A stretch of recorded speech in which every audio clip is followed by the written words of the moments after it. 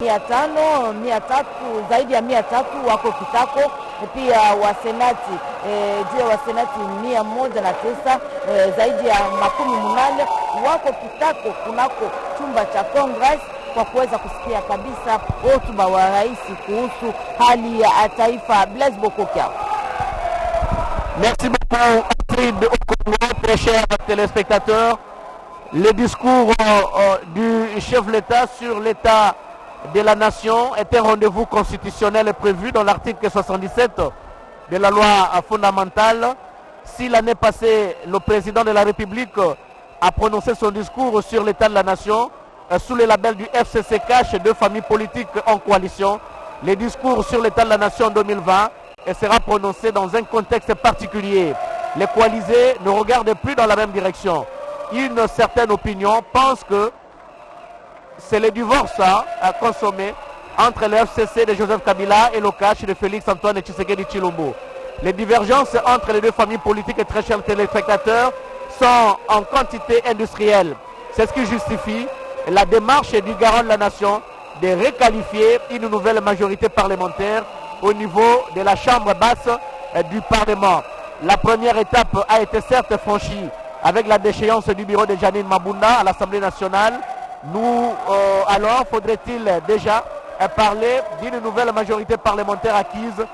Difficile encore de confirmer ou d'infirmer cette assertion, très chers téléspectateurs, car il y a deux autres étapes et non moins importantes à franchir. L'élection des membres du bureau, nouveau bureau alors de l'Assemblée nationale, et l'éventuelle déchéance du Premier ministre par la chambre basse du Parlement.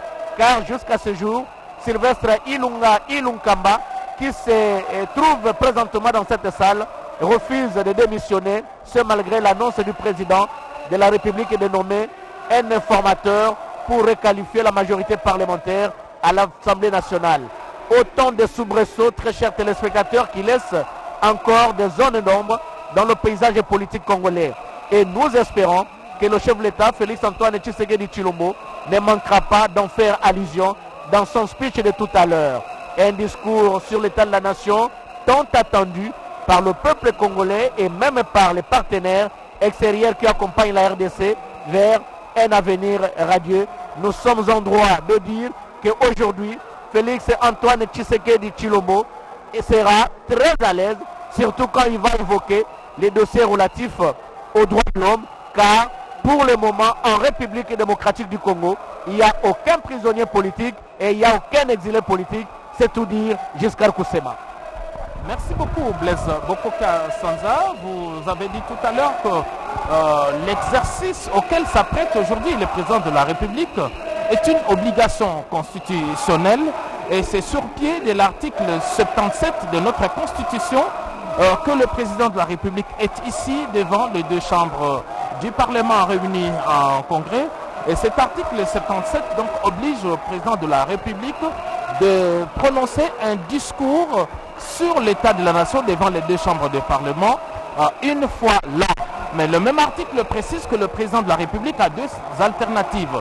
Soit il le fait, il le lit directement ses discours, ou encore il le fait lire. Et le président de la République a choisi de le lire comme devant les deux chambres du Parlement, comme il l'avait fait le vendredi 13 décembre 2019. Et que le discours sur l'état de la nation d'aujourd'hui, c'est donc le deuxième de la série, après le tout premier, c'est le deuxième de ces quinquennats. Et au cours du premier, le président de la République avait fait des projections après 10 mois et 20 jours depuis son installation, son investiture. C'était le 24 janvier 2019 au Palais de la Nation. Le président de la République avait fait le bilan de ces 10 mois et 20 jours à la présidence de la République. Il est revenu pratiquement sur son ambitieux programme de gouvernance et de tout premier pas qui avait été lancé. Le tout premier, on se rappellera que c'était d'abord de rétablir la liberté d'expression. Et c'est sur base de cette politique d'ouverture que beaucoup d'acteurs politiques qui étaient contraints à l'exil sont rentrés au pays, comme c'est le cas de Moïse Katumbi Chapwe et tous les autres qui sont revenus au pays. Donc aujourd'hui, le président de la République revient conformément à la Constitution pour parler à son peuple.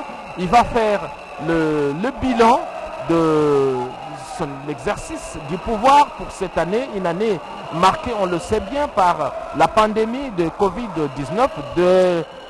Pratiquement le premier trimestre de cette année, il ne manquera pas en tout cas de faire allusion, mais l'opinion sait déjà que le président de la République était au premier rang, en tout cas dans la lutte contre cette pandémie. Il a institué un comité de riposte, il le suivait de très près. Et aujourd'hui, la République démocratique du Congo, avec ses 80 millions d'habitants, peut se dire en tout cas parmi les heureuses nations qui n'ont pas subi de pertes assez importantes sur cette pandémie de la Covid-19.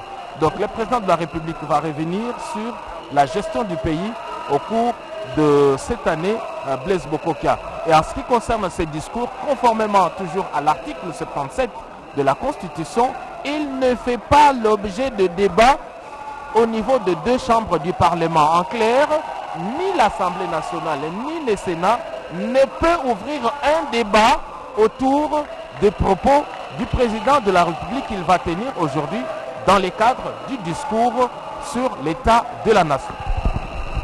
Honorables députés et sénateurs présents dans la salle, également la présence des membres du corps constitué de la République démocratique du Congo. Très chers téléspectateurs, le décor est donc planté.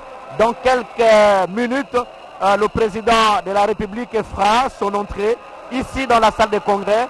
Les présidents du bureau d'âge de l'Assemblée nationale et le président du Sénat sont juste sortis en dehors de la grande salle, de cette grande salle de congrès, pour aller attendre l'arrivée du président de la République, Mathieu Moudibangou. Mathieu Moudibangou, les décors sont plantés. Dans quelques instants, le président de la République va prononcer son discours sur l'état de la nation, ici, au Palais du Peuple, dans la salle de congrès, devant les deux chambres du Parlement réunies en congrès. Natondo Botondi, Blaise Bokokia, Balania Radio Télévision Congolaise, vous savez que c'est là, Bokomi, Boamokambeko, le Félix Antoine Tshisekedi Tshilombo, au Katada Kwamakita, il y a Palais du Peuple, et pas Yoapi, Bakeli, puis Bonsimibeko. Et ça a beaucoup de cambi misala mi à l'État au cas de Congo démocratique. Bazai baïke penza pour la cause là. Boye bon mokambe kolo, mokolo lelo, et ça mokolo moye Félix Antoine Tshisekedi Tshilombo, mokambe kolo Congo démocratique a kosakola disikoulé et ça la makam mobuna mobumba la moko. Alors makam pour la makamatali ekolo obolai bozindo mobimbana yango kata mambi maïke penza. Bongo likita mokolo lelo lifungwa maki. Lifungwa maki lelo eza kokambema na mokanda bilo ya Babomsi Mibeko, Alexis Tambwe Mwamba, et l'on a bilo ya Bakeli Mibeko ya Mikolomiye, et zali bilo eza kokamba pa ina mokolo, mabango basope ba bilenge babale, okati ya bango ezali mokambia yambo Christophe Mbosoko Diampwanga, ye wana mokambia yambo na mibu yambo tama miike, kitani bongo na molobelo kwa rapporteur okati ya bilo ya Bakeli Mibeko. Gaël Boussa pe Aminata Amasia bango baso bazalaki wana yambo itelikita lifungwamaki pe osima yango Alexis Tambwe Mwamba akangi nano likita bakeli babongisimbeko baso baza kozila babale ezala ye ezala Christophe Mbosoko Diampwanga bakisi kalibanda koyamba mokambekolo Félix Antoine Tshisekedi Tshilombo tokundano ete disikours ya mokambekolo mokomwa lelo ezalaka na motuna te ezalaka pe na eloba te soki asakoli disikours moto na moto asosoli mpe sika loyembo lokumu maso masilaka be esika ena tozali kozela ye Blaise Bokokia. Très chers téléspectateurs, certainement que le président de la République au cours du mois dans son discours va évoquer plusieurs points qui concernent les différents secteurs de la vie nationale, comme la sécurité et comme la gratuité de l'enseignement, comme les infrastructures routières, comme la lutte contre la corruption, l'indépendance de la justice, l'économie congolaise avec ses hauts et les bas, les bons fonctionnements des institutions et bien sûr il y aura également, nous osons croire, que le président ne manquera pas de placer un mot sur le secteur de la santé et du Tchala.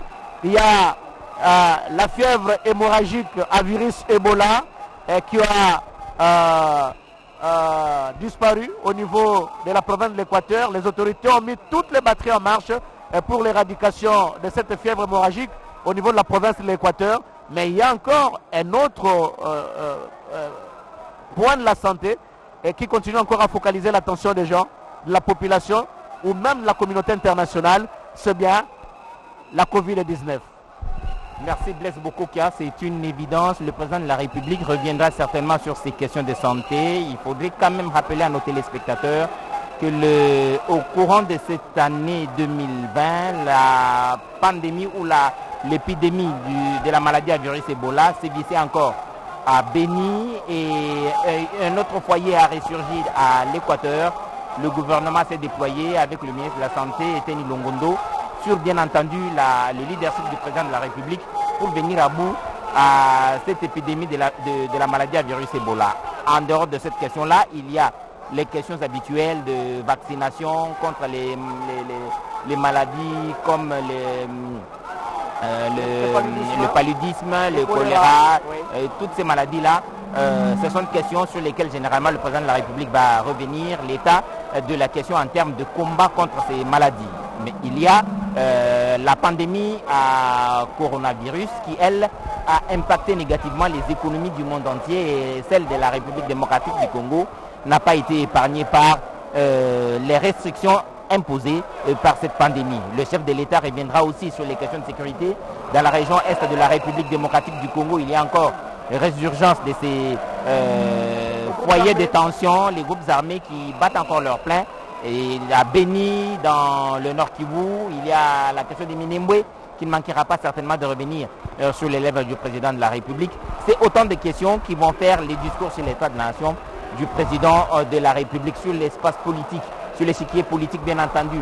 Le chambardement est intervenu il y a quelque peu avec la majorité présidentielle, l'ancienne majorité parlementaire qui a donc connu un chavirement indescriptible. Le président lui-même dans son discours, d'après les consultations, avait déjà évoqué l'effritement de cette majorité et entrevoyait la nomination d'un informateur qui va donc formaliser l'arrivée de cette nouvelle majorité. C'est autant de questions que le président de la République abordera. Forcément, les questions économiques qui sont justement impactées très négativement par cette pandémie à Covid-19, c'est autant de questions que le président de la République ne manquera pas d'évoquer au cours de ce discours sur l'état de la nation qui est une exigence constitutionnelle et qui arrive une fois l'an. Une fois l'an, bien sûr, en 2020, nous allons le vivre tout à l'heure, très chers téléspectateurs, le temps de vous dire qu'au nombre des invités figurent également les ambassadeurs et chefs de mission diplomatique accrédités en République démocratique du Congo. Les honorables sénateurs sont là, le gouvernement est représenté, quelques membres y sont. Le Premier ministre Sylvestre Ilunkamba est également présent dans cette salle. Les directeurs généraux des entreprises et du portefeuille de l'État sont dans la salle.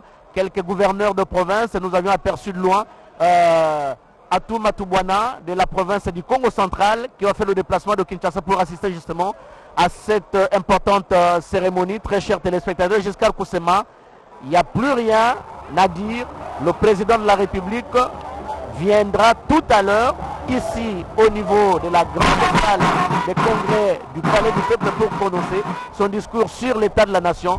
Décor planté tant à l'intérieur qu'à l'extérieur. Vous le remarquez bien, voilà, c'est bien l'arrivée du président de la République. Il a respecté l'heure. Hein. C'était prévu qu'il soit à 13h juste. Il est là exactement. C'est le cortège présidentiel, très chers téléspectateurs. Les motards éclaireurs qui précèdent toujours.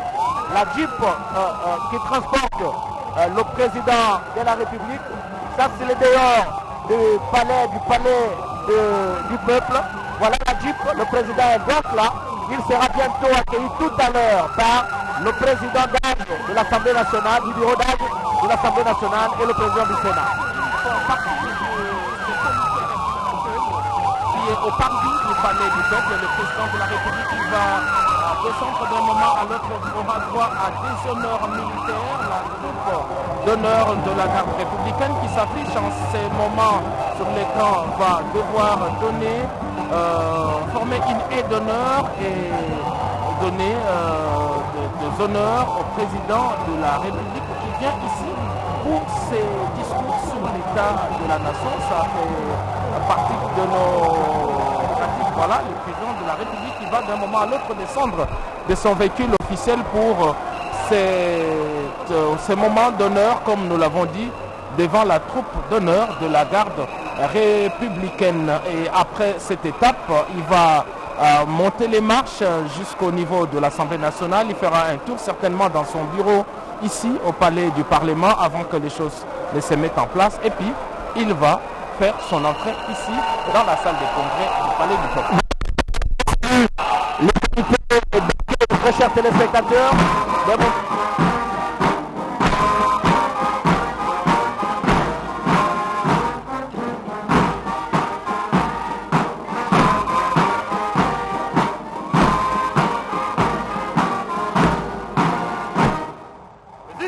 chef de l'État.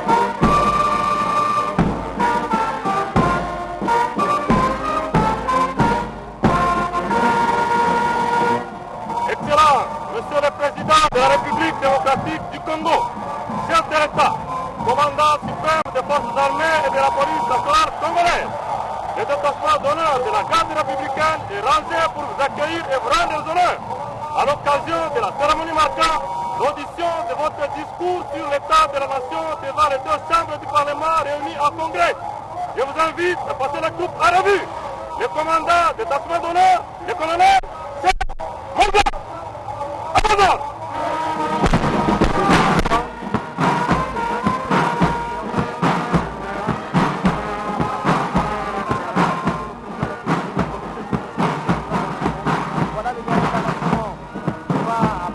D'un moment à l'autre, le détachement de la garde républicaine en revue, avec ce rythme saccadé de la fanfare de la garde républicaine.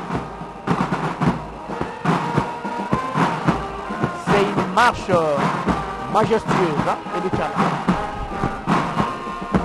donc, Blaise Bokoka, c'est donc évidemment le président de la République et ce qu'il doit faire avant d'entrer dans cette salle de congrès. Il passe en revue le détachement d'honneur de la garde républicaine de la République démocratique du Congo et devant le drapeau. Il s'incline l'emblème national, ainsi donc terminé ce passage en revue des troupes du détachement d'honneur de la garde républicaine. Le président de la République, Félix Antoine Tshisekedi, va dans quelques secondes franchir ce parvis, j'allais dire, pour pouvoir entrer dans la salle de congrès où l'attendent députés et sénateurs, mais à travers eux, l'ensemble du peuple congolais pour l'écouter sur l'état de la nation, la République démocratique du Congo aujourd'hui se trouve dans quel état? C'est le chef de l'État qui va le dire. Très bien, le chef de l'État va le dire certainement qu'il aura beaucoup alors à dire aujourd'hui à la nation avec les différents secteurs de la vie nationale où tout est pratiquement prioritaire. Nous allons suivre tout à l'heure le président de la République dans son discours sur l'état de la nation. Il prend les marches et d'un moment à l'autre, il va devoir accéder dans l'enceinte du bâtiment du palais du peuple jusqu'à Kusema. On voit le président très détendu, très détendu et prêt à s'adresser à la nation, comme le témoignent ces images qui passent sur le petit écran. C'est avec plaisir et honneur qu'il vient répondre à cette exigence parlementaire. Si je me réfère à ses propres mots prononcés le vendredi 13 décembre de l'année dernière, il a dit que c'est parti du devoir de redevabilité. C'est par devoir de redevabilité qu'il a pris cet engagement de venir devant le peuple représenté par députés et sénateurs pour rendre compte de sa gestion. Et ce jour-là, il avait dit qu'il ne dérogerait pas en tout cas à ses principes. Et le voilà, aujourd'hui, il est là, il est venu. Pour l'instant, le président va prendre quelques instants un tour dans son bureau, ici même au Palais du Peuple, le temps que le bureau ne s'installe et que lui vienne en dernier lieu entrer dans cette salle du Palais du Peuple construite pour accueillir 5000 personnes, mais qui a accueilli aujourd'hui plus que cela. Donc, au-delà des députés et sénateurs, mais il y a aussi tous les invités, les corps constitués, les ambassadeurs, les autorités politiques et militaires qui sont ici avec une représentation assez importante de la population au niveau du balcon, mais aussi les abords du palais, du palais du Parlement, donc l'Assemblée nationale et le Sénat. Il y a des milliers et des milliers d'admirateurs des Congolais qui sont venus pour encourager le président de la République, mais surtout aussi pour suivre religieusement son discours sur l'état de la nation, le deuxième de la série de son quinquennat. Il y a des milliers de téléspectateurs qui nous suivent à travers le monde jusqu'à Kusema, non seulement en République démocratique du Congo, mais également dans beaucoup de pays africains et même au niveau de l'Occident. Beaucoup d'appels nous arrivent pour nous dire que la RTNC est très suivie à travers le monde et le discours du président de la République est très attendu. Mathieu Moudibangou, le président vient d'arriver ici au niveau du palais du peuple, mais quelques moments, juste le temps d'échanger avec les membres du bureau avant de faire son entrée ici au niveau de la salle de congrès. Et Salakabe Bongo, Blaise Bokokia, Mokambiekolo, Félix Antoine Tshisekedi Tshilombo, Aouti Koyingela, Aokati ya Lobala, la palais du peuple, Kasisika, Azali Kokabola Mwa Masolo, na Bakambi Babale, Naebsaki Bino Likitala Lelo, Eza Kokambema, et pas na Mokambia Bilo Babongti Mibeko, Maître Alexis Tambouy Mwamba, Bongo Azali Mokota Azali Longo, na Mokambi ya Bilo Bakeli Mibeko, Obete Ezali Bilo Eye, Ezali na Mokolo, ya Mibu Miambotama, Pe Bilenge Baike, Tomoni Bakambi ya Vituka, Bauti Bipai na Bipai, Bango Banso, Bazali Awa, Kolo Congo démocratique, ça na Vituka Tumba na Motoba, Ezala Mbulamatari Kolo Congo démocratique, et Monsame Longonzela, Yemei, Mokambi, ya Mbulamatari, Sylvestre Lunga Ilunkamba, Bakambi, Bamampinga, Bango Banso Bazali Awa, Nosima Bo Pesiye Lokumu, na Mampinga, Babasoda, Babanso, Babongisame Pona Tina Koyamba.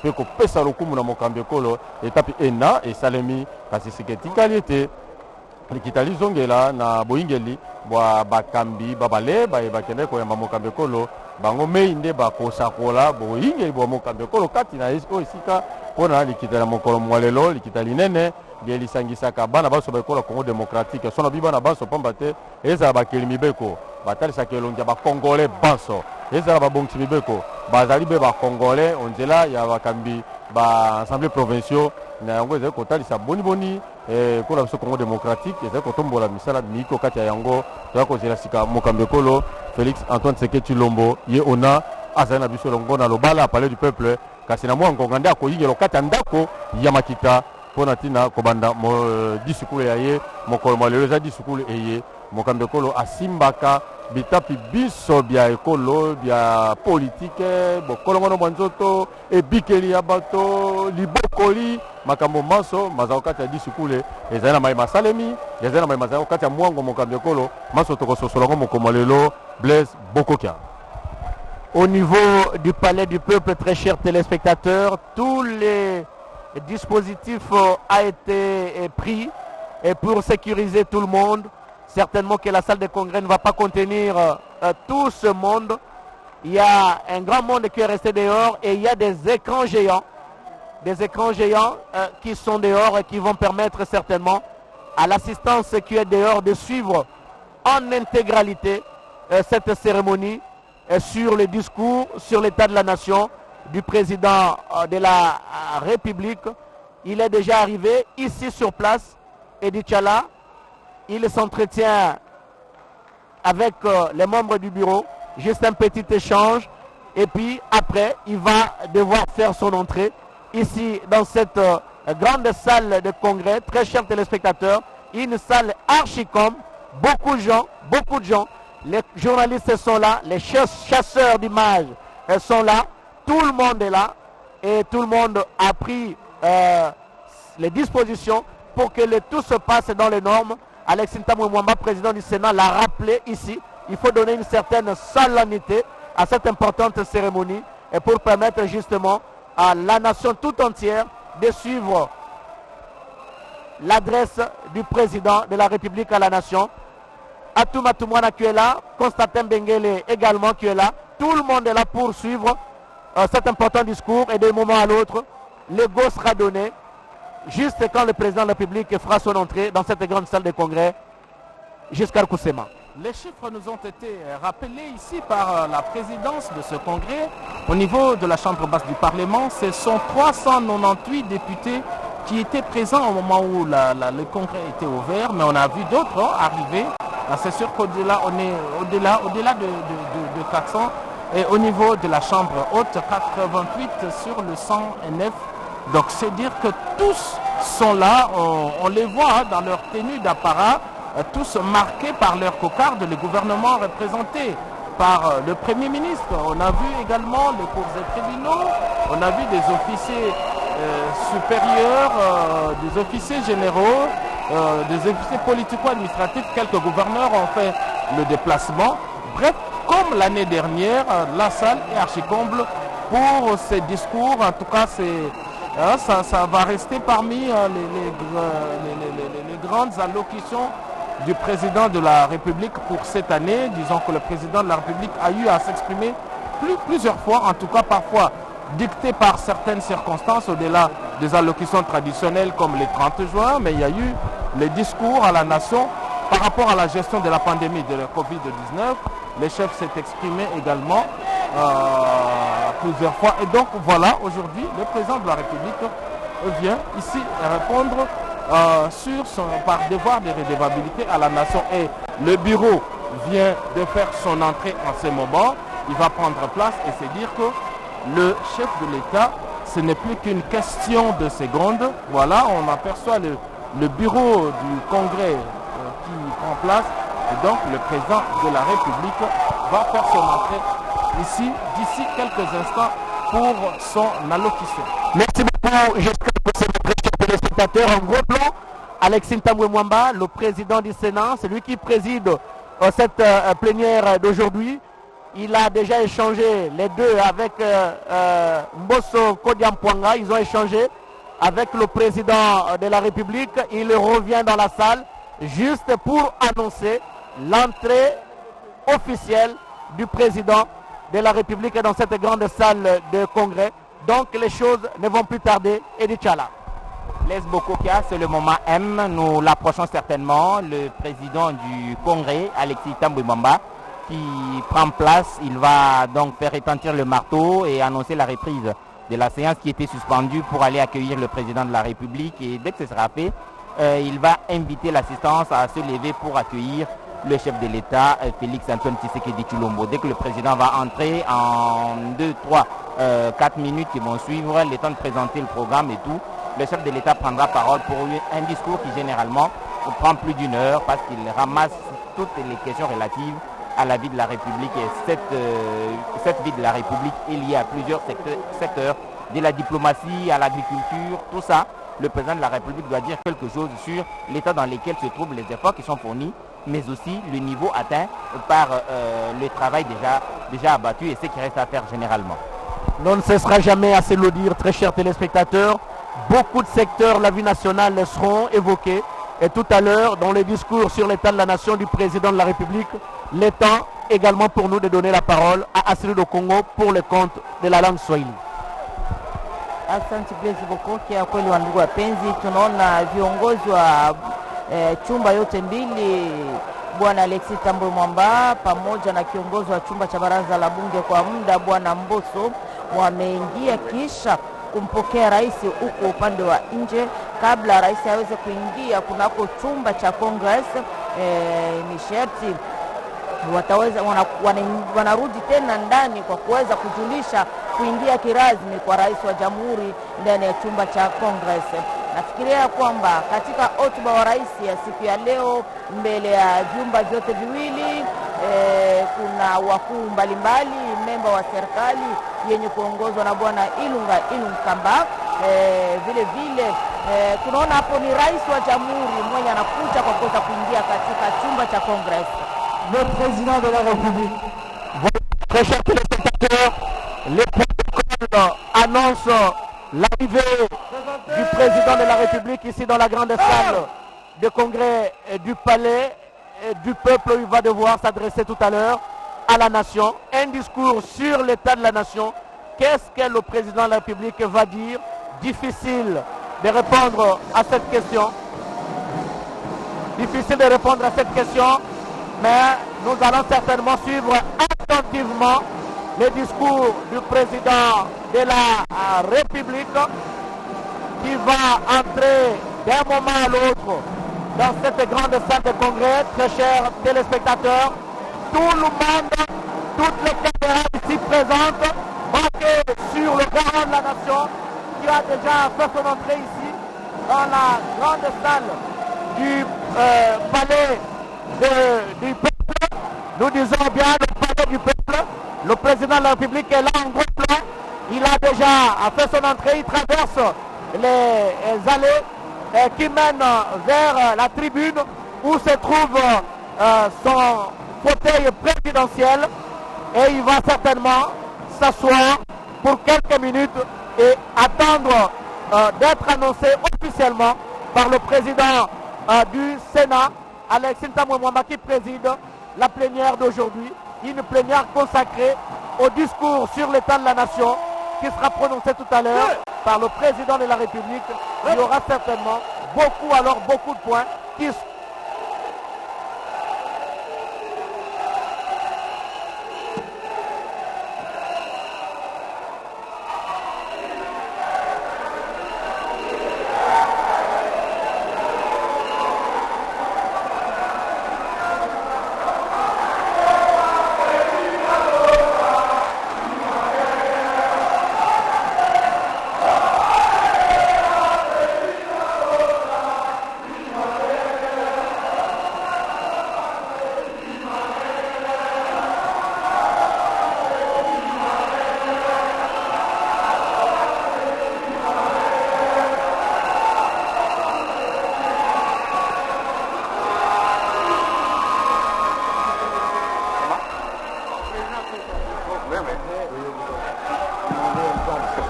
et son discours sur l'état de la nation. L'année dernière, le tout premier mot du président de la République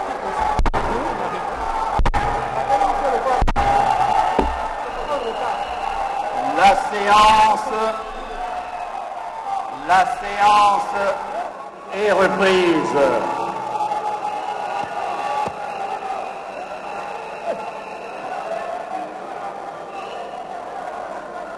Honorables membres du Congrès et chers collègues, nous abordons le deuxième point de notre ordre du jour relatif à l'audition du discours de son Excellence, Monsieur le Président de la République, sur l'état de la nation. Sans plus tarder, je laisse la parole à son Excellence, Monsieur le Président de la République, pour son adresse.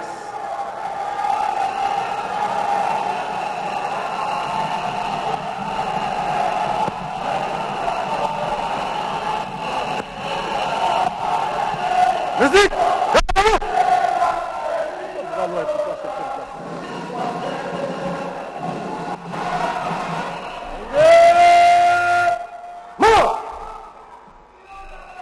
Gardez!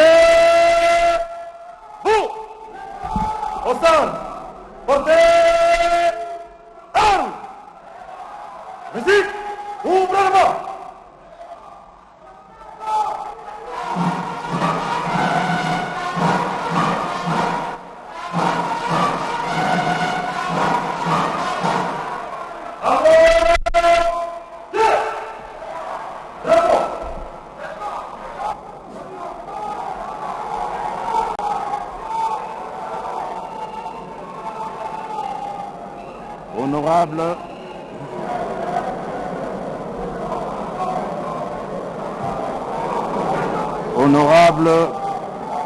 Honorable Président du Bureau d'âge de l'Assemblée nationale, Honorable Président du Sénat, Honorables députés et sénateurs, distingués invités, mes chers compatriotes,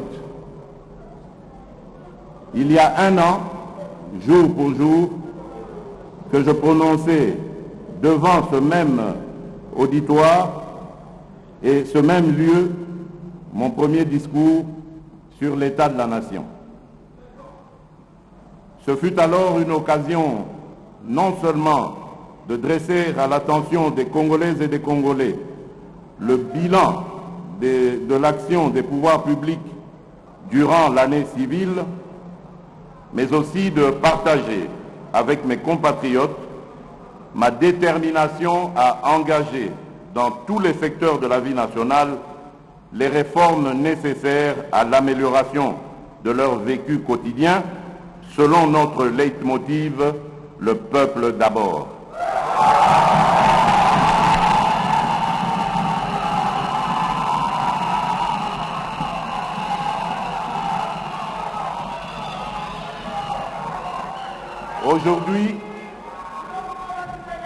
Aujourd'hui, par la grâce de Dieu Tout-Puissant, j'ai à nouveau le privilège de présenter devant votre auguste Assemblée le deuxième discours de mon quinquennat sur l'état de la nation. Il s'agit de situer à l'intention du peuple congolais les moments clés qui ont ponctué la vie de la nation tout au long de l'année qui s'achève. Honorables députés et sénateurs, distingués invités, permettez-moi avant toute chose de m'incliner devant la mémoire des Congolaises et Congolais qui ont perdu leur vie au cours de cette année 2020 pour des raisons diverses, dues notamment à la crise sanitaire et à l'insécurité dans l'Est du pays. Pour cela, je vous demande de garder une minute de silence.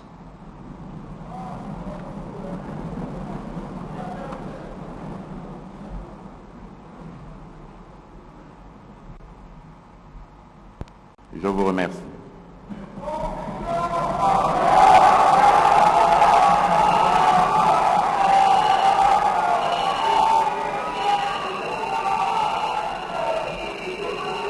Je ne peux passer sous silence le profond respect que j'ai pour le peuple congolais, pour son endurance et sa résilience face à des situations de crise multiformes qu'il a parfois subies en tant que victime de l'injustice sociale et du déficit de gouvernance. Honorables députés et sénateurs, distingués invités, Le 13 décembre 2019, dans cette même salle, j'avais annoncé que l'an 2020 serait l'année de l'action, durant laquelle tout devait être mis en œuvre pour rendre irréversible notre lancée vers le progrès et l'émergence. Ma détermination était renforcée par l'expérience réussie de l'alternance pacifique au sommet de l'État, événement majeur qui tranchait avec le passé tumultueux de notre pays depuis son indépendance. Dans cette optique, j'avais pris devant notre peuple l'engagement d'opérer les réformes courageuses et ambitieuses qu'impose la reconstruction de notre pays. Mais je savais que le seul vouloir n'allait pas suffire, qu'il fallait établir un cadre politique et institutionnel qui soit propice à leur mise en œuvre. Et que, dans le même élan, j'ai formulé le vœu qu'ensemble, dans le cadre de notre coalition, mon prédécesseur et moi-même allions relever les défis qui s'imposaient à nous tous en tant que citoyens de ce beau pays. En effet, telle qu'elle était pensée après les élections de 2018, la coalition FCC-CACH avait pour vocation non seulement de garantir une alternance pacifique et éviter à notre pays des conflits majeurs, mais aussi à servir de catalyseur pour que l'action du gouvernement puisse mieux rencontrer les attentes de la population. Malheureusement, la réalité des faits est que, malgré les efforts que j'ai déployés, les sacrifices que j'ai consentis et les humiliations que j'ai tolérées,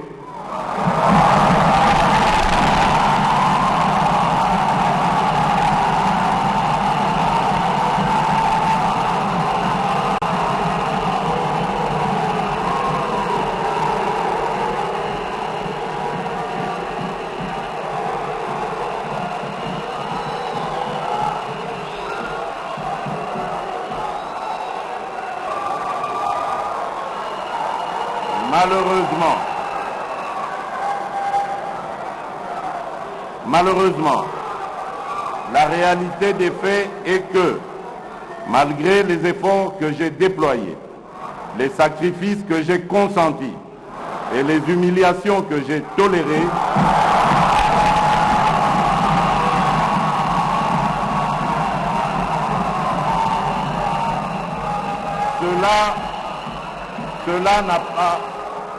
cela n'a pas suffi à faire fonctionner harmonieusement cette coalition. Cela n'a pas non plus empêché l'émergence de difficultés de tous ordres au sein de celle-ci, rendant ainsi aléatoire la concrétisation du changement tant réclamé par notre peuple. Face à cette situation qui menaçait à la longue le fonctionnement normal de nos institutions dont je suis le garant, il me fallait absolument réagir, mieux agir.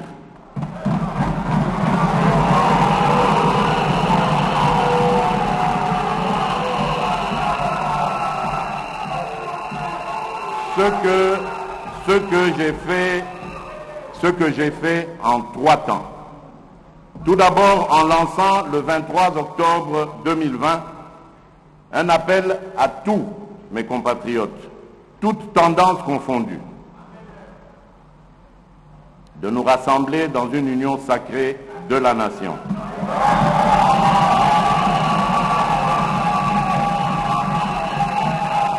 Autour de principes, de valeurs et d'actions dédiées au service de la population.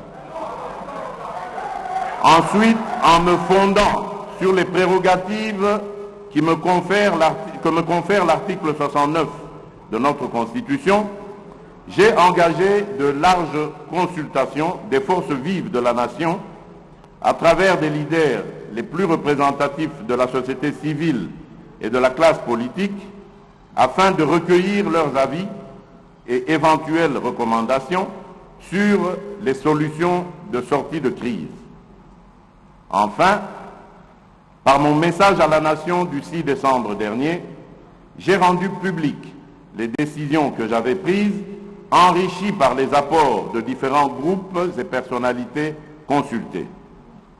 En effet, comme cela est ressorti dans mon dernier message à la nation, j'ai noté une forte convergence entre la très grande majorité des partis consultés et moi-même sur la nécessité de rompre avec une coalition FCC-Cash devenue paralysante pour l'action du gouvernement.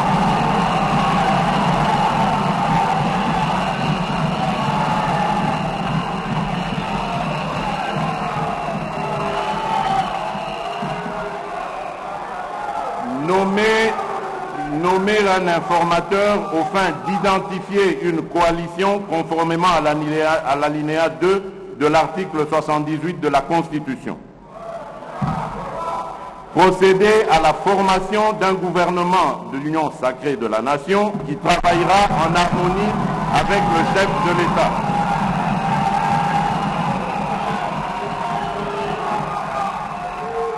Mettre en œuvre les réformes issues des consultations dont la plupart sont les mêmes que celles voulues par le président de la République et contenues dans le programme du gouvernement.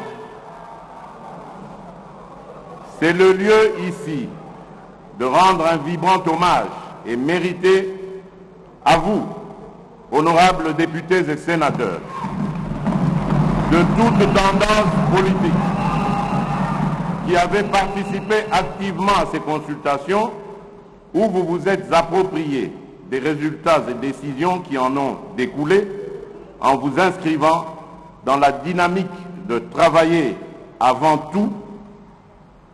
toute chose, dans l'intérêt du peuple dont vous êtes les représentants.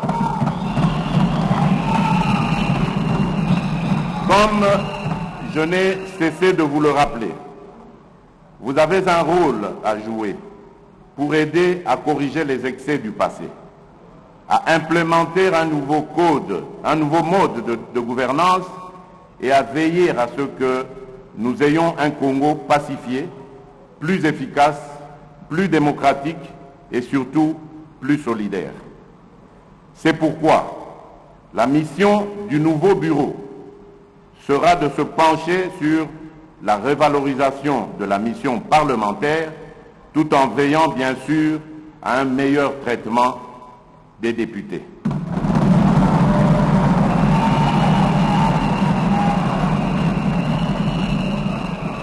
La crise à laquelle nous avons assisté au sein de l'Assemblée nationale et son dénouement démocratique exemplaire à travers le traitement et le sort réservé à la pétition engagée par les députés de tous bords contre l'ancien bureau constitue un indice sérieux de maturité politique.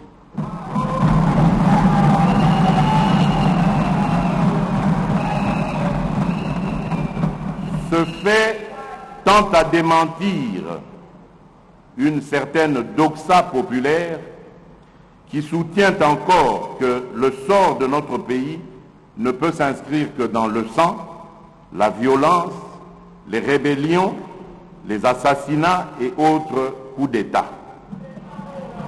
Le moment est donc venu de comprendre qu'il n'y a d'alternative à la construction démocratique que dans la paix et la concorde nationale, aussi laborieuse soit-elle.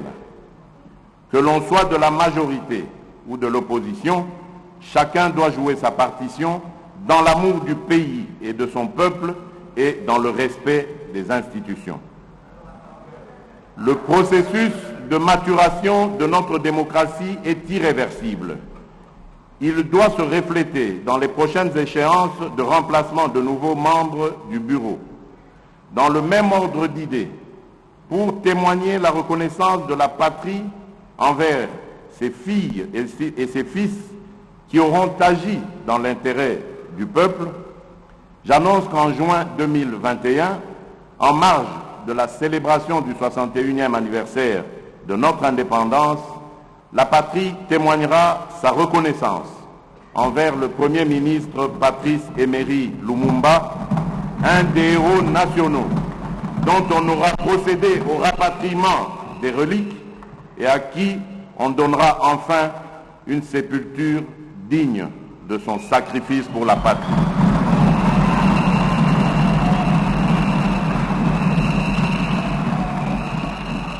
Honorables députés et sénateurs, un autre événement déterminant qui a marqué un tournant décisif dans la vie nationale et a rendu indispensable des actions de courage reste sans nul doute l'apparition dans notre pays de l'épidémie de coronavirus Covid-19 qui met en danger la santé de nos populations déjà fortement vulnérables de suite de l'accès insuffisant à la santé, à l'eau, à l'électricité et en proie à d'autres maladies et épidémies.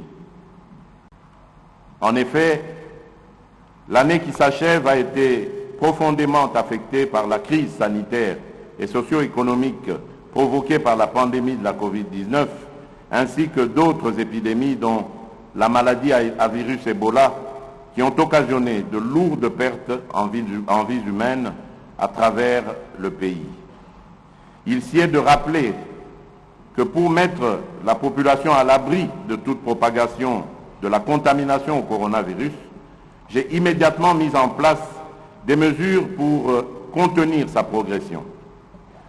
En effet, j'ai proclamé l'état d'urgence sanitaire en imposant une série de mesures de prévention et de protection qui ont permis de ralentir la propagation de l'épidémie dans la capitale ainsi que dans les provinces. La prise en charge de la lutte contre la Covid-19 a été confiée à un comité multisectoriel. Une task force présidentielle a été mise en place pour le suivi et l'évaluation de toutes les activités de prévention et de riposte contre la pandémie de coronavirus. L'on peut noter avec satisfaction que grâce à mon impulsion, l'année 2020 a marqué la fin de l'épidémie mortelle de la maladie à virus Ebola qui a sévi à l'est du pays et dans la province de l'Équateur et de l'épidémie de rougeole grâce aux campagnes de riposte menées avec efficacité par les experts nationaux et internationaux, intégrant la vaccination, la prise en charge des cas et la surveillance de la maladie. De même, les interventions du gouvernement et de ses partenaires ont permis de réduire à 40% la mortalité pour cause de choléra.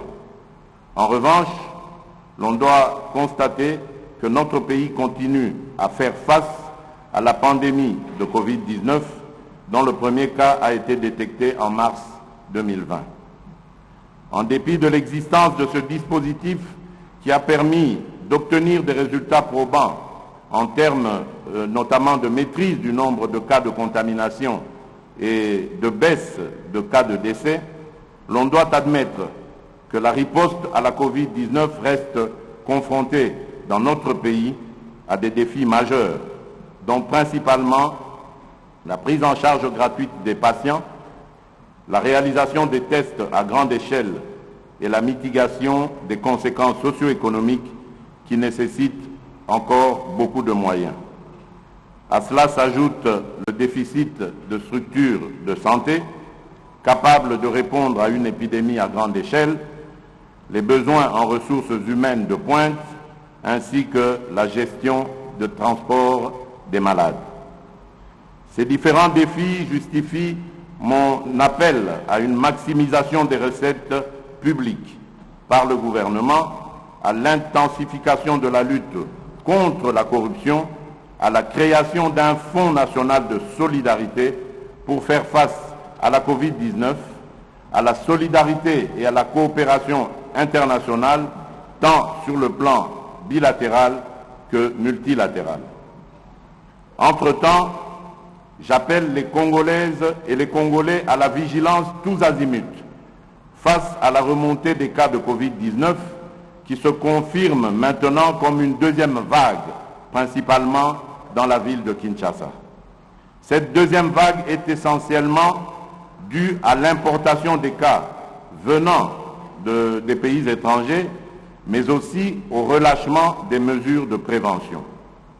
Il nous sera difficile de maîtriser cette nouvelle vague si la population n'obéit pas aux gestes barrières. C'est pourquoi j'invite notre population à respecter toutes les mesures édictées à cet effet par les autorités sanitaires, notamment le port obligatoire de masques. Honorables députés et sénateurs, distingués invités, au cours de cette année 2020, la vie nationale est aussi restée dominée par le défi sécuritaire. En effet, la situation demeure toujours préoccupante dans l'Est et dans le Nord-Est de notre pays. Diverses actions ont été menées et continuent à être menées pour y faire face. Des programmes publics et privés de sensibilisation de la population sont implémentés sur le terrain.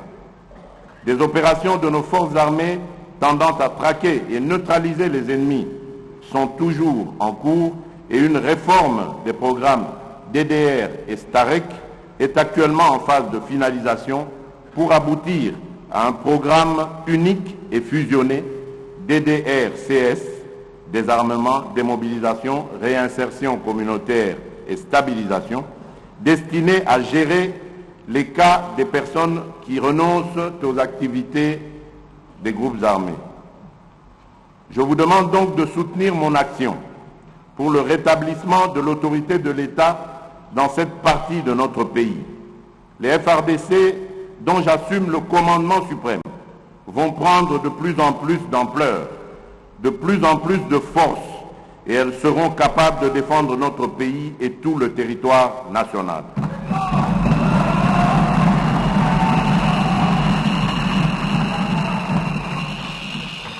Tous ces efforts fournis et d'autres qui le seront au cours de la nouvelle année ne visent qu'à redonner à notre armée et à notre police une capacité offensive et dissuasive indispensable à garantir la paix et à protéger notre patrie.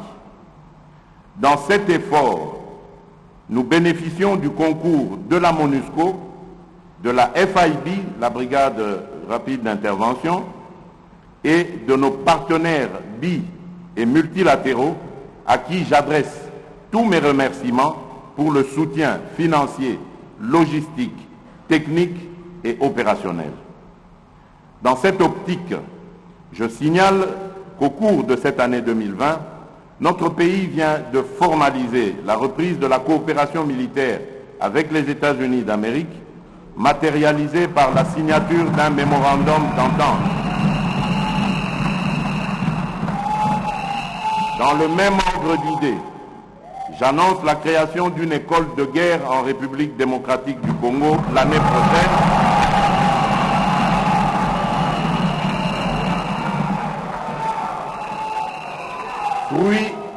Fruit de la coopération avec la France, avec pour objectif d'améliorer la formation et la remise à niveau de nos officiers supérieurs dans tous les domaines. De même, je signale que les travaux de construction de l'Académie de police et du ministère de la Défense sur financement de l'Union européenne vont commencer au début de la nouvelle année 2021.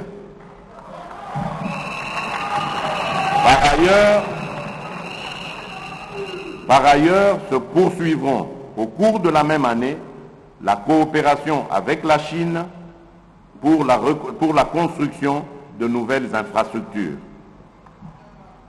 Dans le même ordre d'idées, le mini-sommet de Goma, tenu à mon initiative en visioconférence en date du 7 octobre 2020 et qui a réuni les chefs d'État de l'Ouganda, du Rwanda, de l'Angola et de la République démocratique du Congo, a permis notamment d'évaluer la situation sécuritaire dans la région des Grands Lacs, en particulier en République démocratique du Congo, marquée par l'activisme et la menace des groupes armés et des forces négatives. À cette occasion, les chefs d'État ont rappelé l'accord cadre d'Addis Abeba qui affirme les préoccupations sécuritaires des pays de la sous-région et ont affirmé leur volonté de conjuguer leurs efforts visant à éradiquer ces forces négatives et groupes armés opérant dans la sous-région et en particulier à l'est de la République démocratique du Congo. Tous ces efforts fournis et d'autres qui le seront au cours de la nouvelle année ne visent qu'à redonner à notre armée et à notre police une capacité offensive et dissuasive indispensable pour la protection de la patrie. Honorables députés et sénateurs, distingués invités, je ne peux passer sous silence un autre défi qui a marqué mon action au cours de cette année 2020, à savoir l'éducation. Point n'est besoin de rappeler que l'éducation constitue un des facteurs qui élève le niveau d'une nation. En application de l'article 43 de la Constitution, j'ai décidé de la mise en œuvre effective de la gratuité de l'enseignement à l'ensemble du niveau primaire et sur toute l'étendue du territoire national dès la rentrée scolaire 2019-2020. Cette importante décision a permis à plus de 4 millions d'enfants d'intégrer ou de réintégrer le système éducatif en allant à l'école.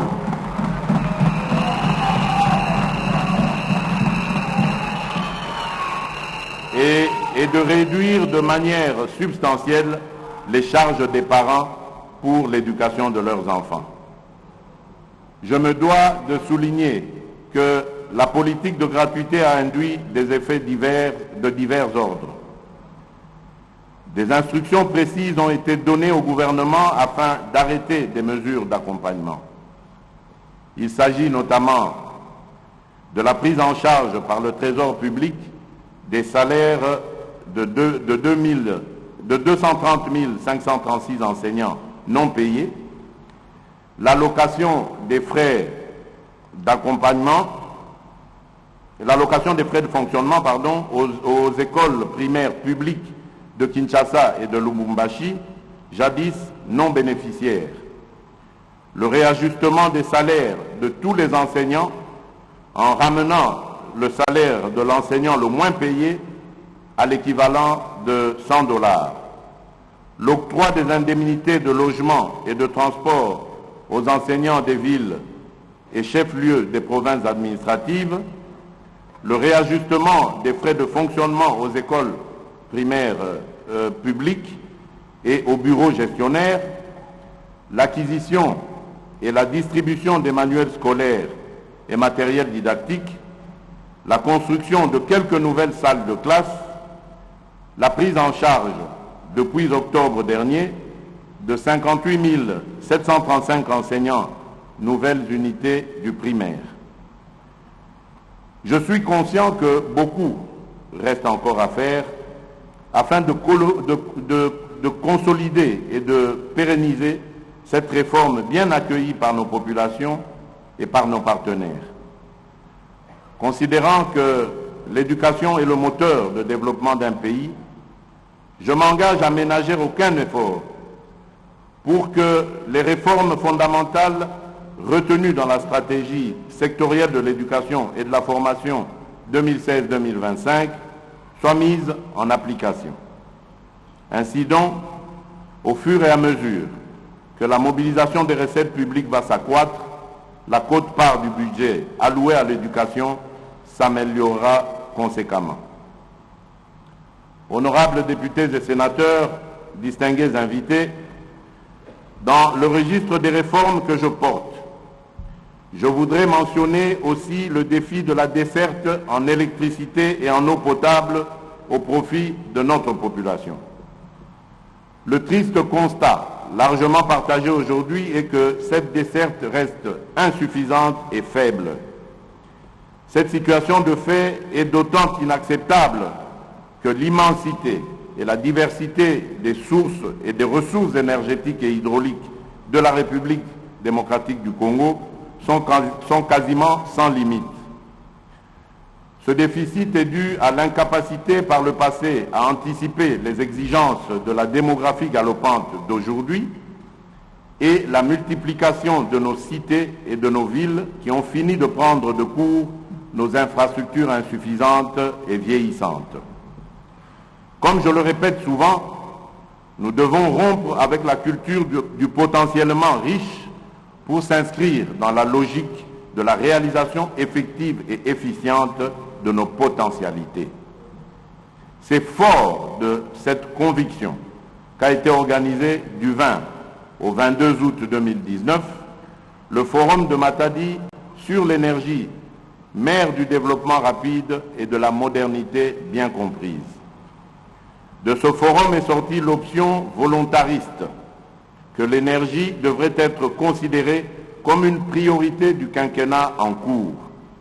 Cette annonce tirait son réalisme des lois numéro 14/011 du 17 juin 2014 sur l'électricité et numéro 15/026 du 31 décembre 2015 sur l'eau, qui ont révolutionné notre gestion passée dans ces deux domaines désormais libéralisés. C'est toujours grâce à cette conviction que j'ai encouragé certaines réalisations. Par exemple, à Kinshasa, dont la grandeur et la densité comptent parmi les plus grandes dans notre pays, dans notre continent et dans le monde.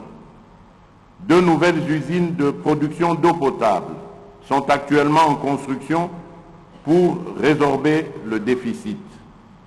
Il s'agit de l'usine de Lemba-Imbu, dont la production finale sera de 220 000 m3 par jour, et de celle de Mbiza Ozone, qui, elle, en produira à terme 300 000 m3 par jour. Par ailleurs, la réhabilitation du captage de Ndjili ramènera au réseau quinois 330 000 m3 par jour supplémentaires.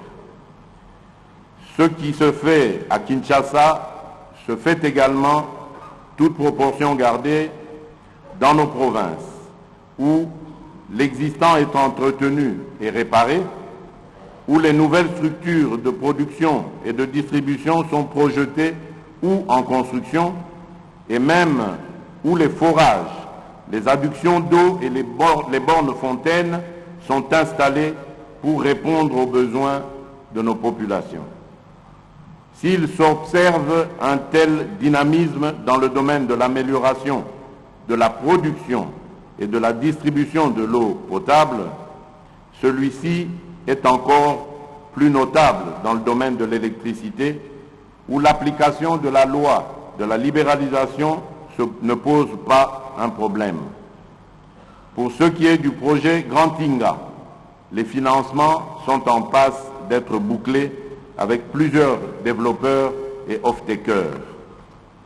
Il est évident que quand ces ouvrages seront totalement opérationnels, la République démocratique du Congo reprendra son rôle de leader africain de l'énergie pour le bien-être de toutes ses populations et même du continent.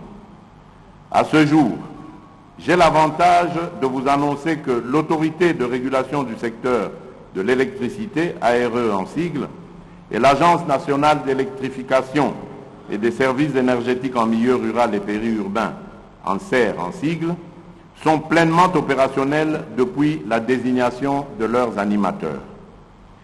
L'ARE veillera à ce que la libéralisation du secteur de l'électricité se déroule aussi bien, efficacement que dans l'ordre. Tandis que l'ANSER, qui est une première, s'occupera enfin de l'électrification de nos villages qui n'auront été que très oubliés jusqu'ici. La stratégie choisie est de trouver rapidement des moyens pour la construction des micro- et mini-centrales hydroélectriques et solaires, de manière à fournir de l'énergie aux principales grandes agglomérations et aux chefs-lieux de tous nos territoires. Bientôt, il en sera également ainsi pour la loi sur l'eau dont les mesures d'application ont fini d'être examinées au niveau du gouvernement. Honorables députés et sénateurs, distingués invités, l'un des points déterminants dans le parachèvement de la réforme des entreprises publiques et la mise en œuvre effective des établissements publics susvisés est la revisitation du monopole dont jouissaient hier encore la SNEL et la Régie des eaux. Ces deux entreprises publiques, devenues des sociétés commerciales, paraissent insuffisamment outillées pour continuer à desservir notre population devenue plus nombreuse à travers toute la République. Cette importante réforme dans les secteurs de l'électricité autorise dorénavant tout opérateur remplissant les conditions prévues par la loi à investir dans l'un de ces domaines. Je nourris la conviction que l'aiguillon de la concurrence dans le secteur non seulement accroîtra la production, mais aussi occasionnera une baisse conséquente des prix. Honorables députés et sénateurs, distingués invités, un autre défi qui a retenu mon attention au cours de cette année 2020 est celui qui touche à l'environnement. En effet, à l'instar des autres pays du monde, la République démocratique du Congo fait face aussi à 3 défis environnementaux. Le changement climatique, l'érosion de la biodiversité et le changement d'utilisation des sols et de l'eau.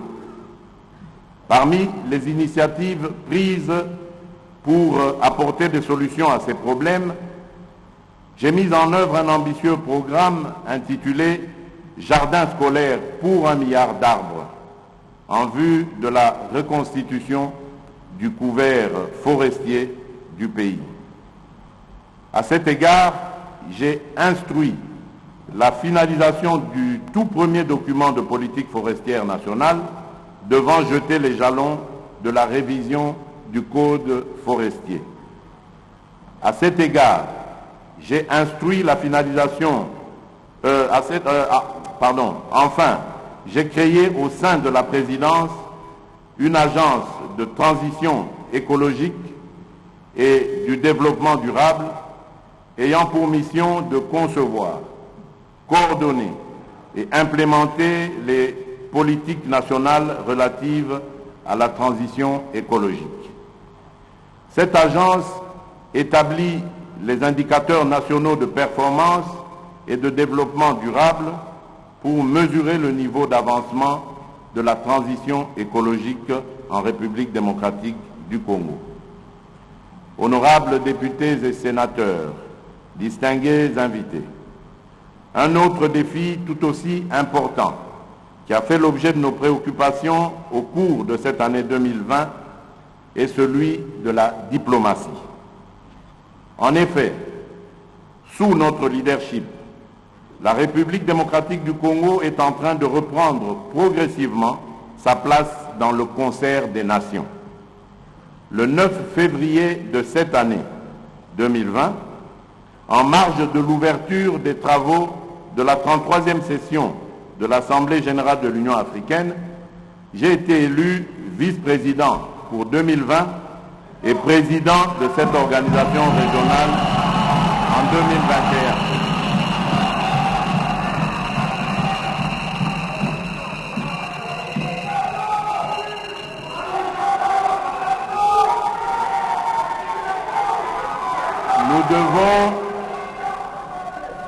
Nous devons contribuer chacun à la réussite de ce mandat qui offre à notre pays l'opportunité de faire progresser plusieurs réformes et projets au niveau continental, mais aussi d'améliorer son image et d'accroître son influence dans le concert des nations.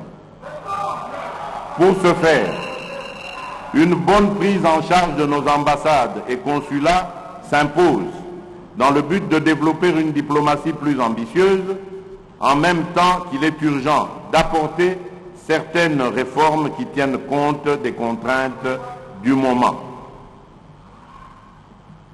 Honorables députés et sénateurs, distingués invités, les faits saillants qui ont marqué l'année 2020 et dont les plus importants ont été ici épinglés ont l'avantage de nous rappeler que personne ne peut seul gagner la bataille contre la Covid-19 et vaincre les différents défis auxquels nous faisons face. L'élaboration et la mise en œuvre de différentes réformes vont prendre pour certaines un peu plus de temps, mais avec la détermination, nous finirons par y arriver. La feuille de route du prochain gouvernement qui sera issu de la nouvelle coalition nous engagera sans répit au sein de l'Union sacrée de la Nation dans le travail qu'elle impose pour le bien du peuple congolais.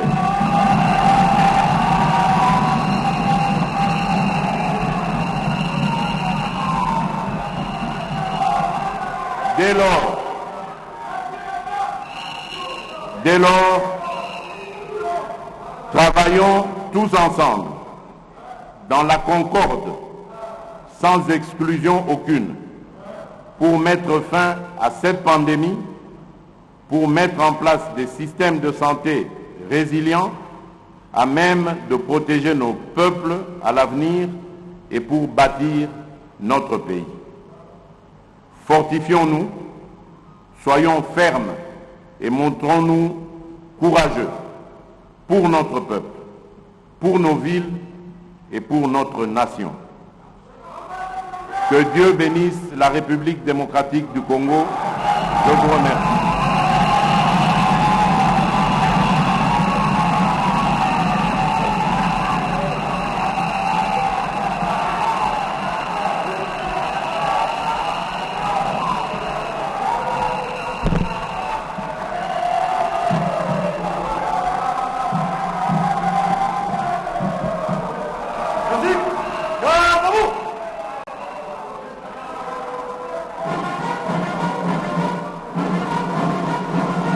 Aligné. Gardez. Vous. Au centre. Présentez. Armes. Musique. Fermez la porte.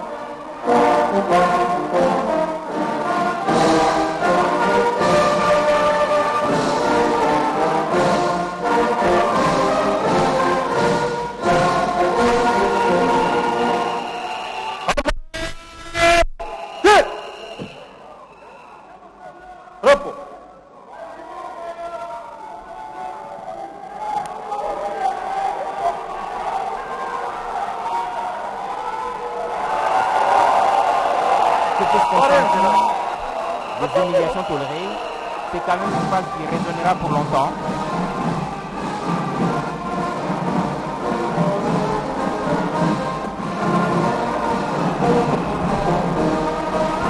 Le président de la République, Giscard d'Estaing, qui quitte la salle de congrès après son discours sur l'état de la nation. Qu'est-ce qu'on peut retenir de ce discours, Giscard d'Estaing? Débuté à 13h30 heure de Kinshasa, ce discours vient de se terminer à 13h45 minutes, pardon, à 14h15 minutes, soit 45 minutes de grand oral au cours duquel le président de la République a commencé comme en 2019, d'abord par rendre grâce à Dieu pour cette grâce qui lui donne de pouvoir se présenter devant les deux chambres du Parlement. Le président de la République a commencé par rappeler l'engagement qu'il avait pris ici même dans ces locales il y a une année par rapport à sa politique de gouvernance, et il a reconnu ces déficits de gouvernance qui l'a amené aujourd'hui à prendre un tournant au niveau de la politique, rompre avec l'Alliance et donner au Congo un nouvel espoir à travers l'union sacrée de la nation pour laquelle on attend le gouvernement dans les prochains jours. Le président de la République, revenant sur les faits